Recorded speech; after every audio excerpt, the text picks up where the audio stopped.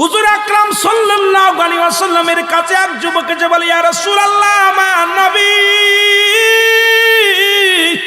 নবী গো, আপনি আমারে তওবা করে দেন,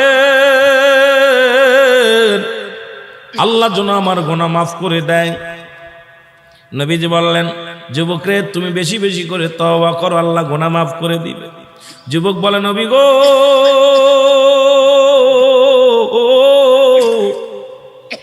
আমার বিশ্বাস আমি তওবা করলে আমার আল্লাহ মাফ করবে না, আমার আল্লাহ আমারে ক্ষমা করবে না। নবী বলে, যুবক রে, তুমি তওবা করো, তওবাকারীকে আল্লাহ পছন্দ করে, ভালোবাসেন। যুবক বলে, নবী গো, আপনি আমার চেনেন না, আপনি আমার কথা মনে হয় শোনেন নাই। নবীজি বললেন, তুমি কে গো? যুবক বলি, ইয়া রাসূলুল্লাহ, ইয়া হাবিবাল্লাহ, আপনি কি জানেন না মক্কা মদিনার জমিনে, মক্কা মদিনার জমিনে যত কবর দেয়া হয়, এই কবর থেকে লাশ কাপনের কাপড় চুরি হয়ে যায়। নবী গো, আপনি কি জানেন না? নবী কয়, হ্যাঁ আমি জানি, কাপনের কাপড় চুরি হয়। এর চাইতে কষ্ট থাকতে পারে? নবী চোখের পানি ছেড়ে বলল, যুবক রে, মানুষ যাবার পরে 3 টুকরা কাপড় মাত্র সঙ্গী। যুবক বলি, ইয়া রাসূলুল্লাহ, ইয়া হাবিবাল্লাহ, নবী গো, মক্কা মদিনার জমিনে যত কাপনের কাপড় চুরি হয়েছে, ওই কাপনের কাপড় চুরি করেছি আমি, নবী গো, আমি সেই যুবক, কাপনের কাপড় চুরি করা যুবক। আল্লাহু আকবার। আল্লাহর নবী ডাকতে বলে, যুবক রে, ও যুবক, শুনে নাও, তুমি কেমনে এই কাজটা করলা? তুমি মানুষের কাপনের কাপড় চুরি করলা। এ যুবক, দুনিয়ার মধ্যে কি আর কোনো কাজ পাও নাই? যুবক বলে, ইয়া রাসূলুল্লাহ, ইয়া হাবিবাল্লাহ, নবী গো, ও মায়ার নবী, আমি ভুল করেছি, আমারে আপনি তওবা করে দিন, আল্লাহ যেন আমারে মাফ করে দেয়। যুবক বলেন, আল্লাহর নবী বলে, যুবক রে, তুমি তওবা করো, তওবা করলে আল্লাহ মাফ করে দিবে। যুবক বলে, নবী গো,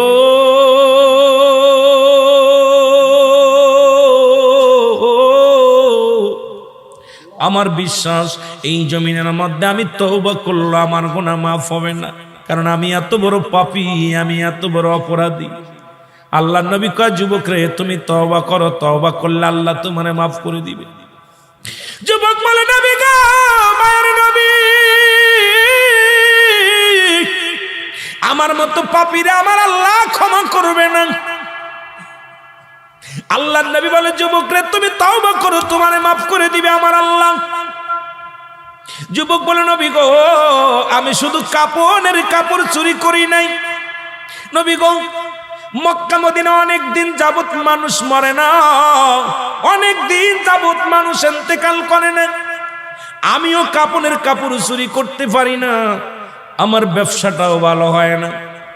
হঠাৎ শুনতে পারলাম পার্শ্ববর্তী এলাকার মধ্যে একটা মহিলা মারা গেছে, সুন্দরী এক যুবতী মারা গেছে। আমি দৌড়াইয়া গেলাম, নিজে তার জানাজায় শরীক হলাম, দাফনে শরীক হলাম। সারাদিন অপেক্ষা আছি কখন রাত নেমে আসবে, কাপনের কাপড় চুরি করব। সব মানুষ যখন রাত্রে খাওয়া দাওয়া করে নির্জুম হয়ে গেল, আমি আস্তে আস্তে করে গোরস্থানে ঢুকলাম। গোরস্থানে ঢুকিয়া আস্তে আস্তে করে কবরের মাটিগুলো সরাইলাম। কবরের মাটি খুঁড়িয়া, নবী গো, আল্লাহর নবী ডাকতে বলে, যুবক, তুমি কি শুনাইলা? যুবক বলে, মায়ার নবী গো,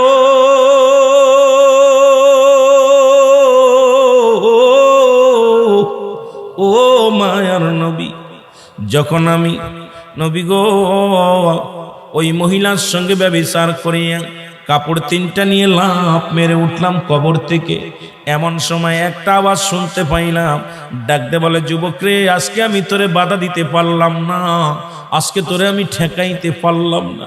ও যুবক, আমার সনে অন্যায় করলি, জীবনে কোনো বেগানা পুরুষ আমার জীবনে আসে নাই, আজকে তুই আমার সনে অন্যায় করলি, আমি আল্লাহর আদালতে মামলা দিলাম, আল্লাহ যেন কোনদিন তোরে ক্ষমা করে না। জোরে বল আল্লাহু আকবার।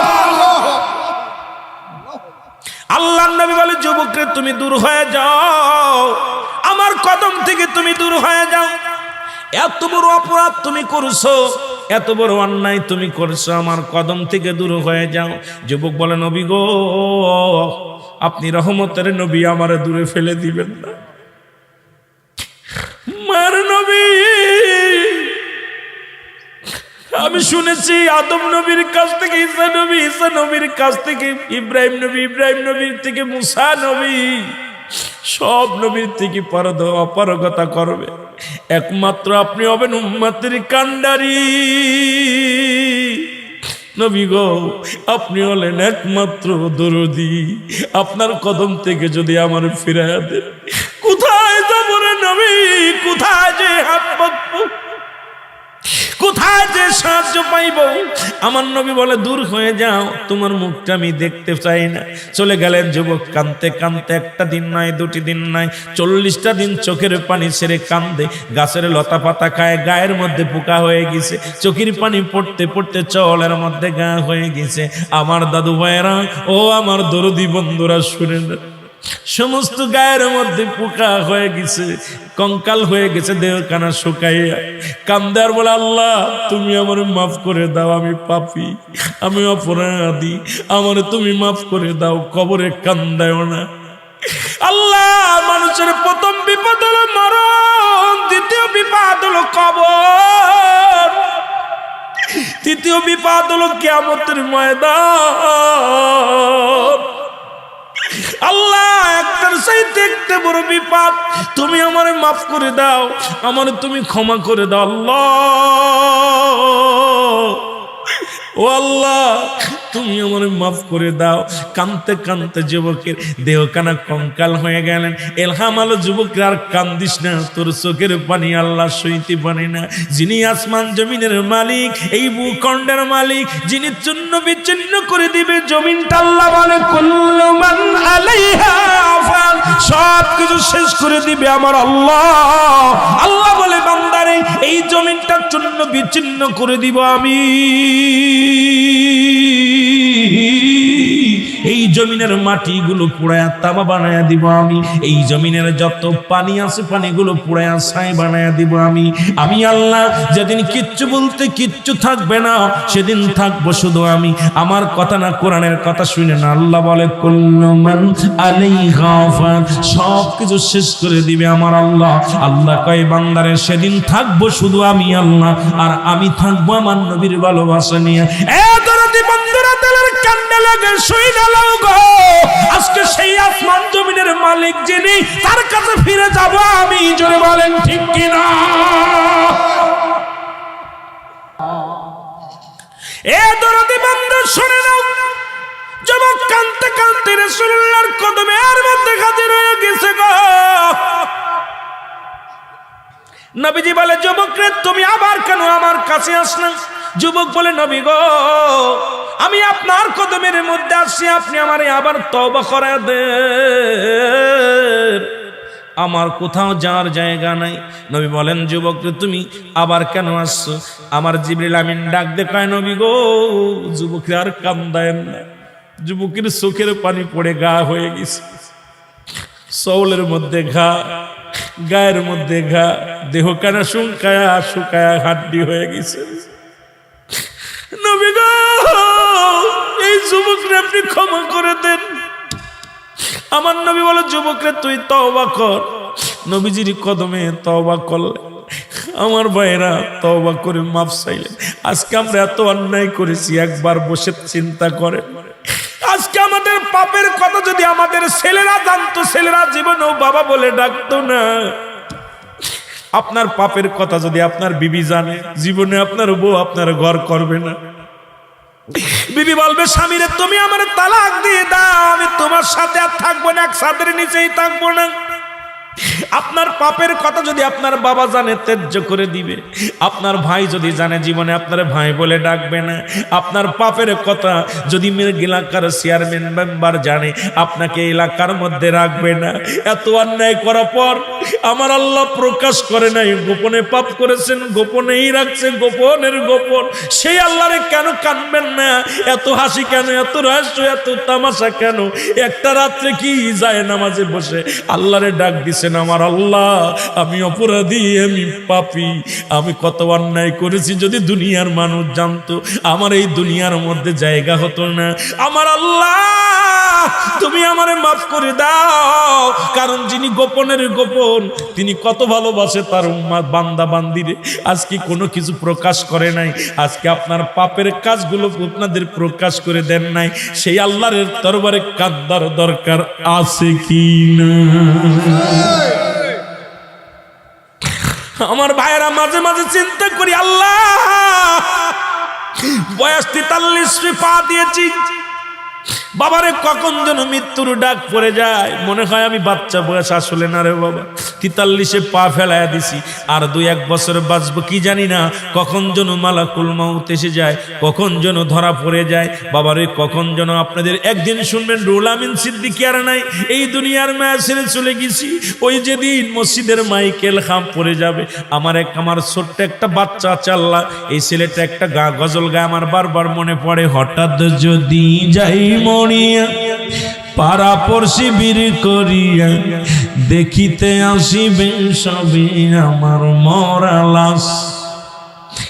বাজান রে আমি বুকের ভিতরে নিয়ে বলি, বাজান রে তুমি কেন এই গজলটা গাও? কাব্য গো দেখি সব মানুষ শুধু চোখ বুজে রায় আর কাপনের কাপড় সাদা কাপড় পরায় আমাদের গোরস্থানে শোয়া দেয়। এ মুসলমান, মাত্র 3 বছর বয়স শিশু ছেলে, আমার দাদু ভাইয়েরা কয়েকদিন আগে চাচা মারা গেল, ছোট ভাই আমার সঙ্গে আমাদের মেহেদি হাসান ছিল, সন্তানরা এত টানিয়া খালি বারবার কবরের পাশে দাঁড়ায়, আমি কাব্য তুমি আমার কোলে আসো। কাব্য কেন শোয়াইলো? এই যে ও আমাদের মতো কাপড় কেন পরে নাই, সাদা কাপড় পরাইয়া দিছে, আর গজলটা গা শুরু করেছে, হঠাৎ যদি যাই মরিয়া পাড়া পড়শি বীর করিয়া দেখিতে আসিবে সবে আমার মরা লাশ, দাদিয়ে কাটিবে কে হাজারের কাঁচা বাঁশ, গরম পানি মশারি তলে কাপড় খুলিয়া সেজ বিদায়ের গোসল দিবে ডলিয়া ডলিয়া, 3 টুকরা নতুন কাপড়, 3 টুকরা সাদা কাপড়, অন্যরকম সাজ, দাদিয়ে কাটিবে কে হাজারের কাঁচা বাঁশ। এরা মুসলমান পাটা কবরে চলে গেছে, এখনো দুনিয়ার পিছে পিছে ঘুরছে, ও তোর পিছে পিছে ঘুরছে সমন, কোন দিন গলায় পড়বে বেরি, দেখ না মন জাক মারি দুনিয়াদারি। আমার আল্লাহ বলেন কুল্লু নাফসিন জায়কাতুল মাউত। আমার রাসূল কি বলে? দলিল মেরকাত সরে মেরকাতের 10ম খণ্ড 722 নম্বর পৃষ্ঠা, তাফসীরুল বায়ান 5ম খণ্ড 524 নম্বর পৃষ্ঠা। আমার নবী কালা ইন্নাল্লাহি, আল্লাহর যারা মাহবুব বান্দা হয়ে যায়, লা ইয়ামুত, তার মৃত্যুবরণ করে না। আল্লাহ কয় প্রতিটা প্রাণীর মৃত্যু স্বাদ গ্রহণ করতে হবে। আমার নবী কয় যারা আমার প্রিয় মাহবুব বান্দা হয়ে যায়, আমার আশিক, আমার পাগল হয়ে যায়, এই দুনিয়া থেকে তাদের মৃত্যু নাই। বাবারে বড় আশ্চর্যজনক মনে হয়, এই কথা কেন আপনাদের মনে আসে না? কেন এত দুনিয়া দুনিয়া নিয়া? এই দুনিয়ার মানুষ শুনে নাও, নবী বলছে বালহুয়া কেলা, এই দুনিয়াটা হলো পচা দুর্গন্ধ মরি। মানুষের চরিত্র হলো বাদাম রে কুকুরের চরিত্র।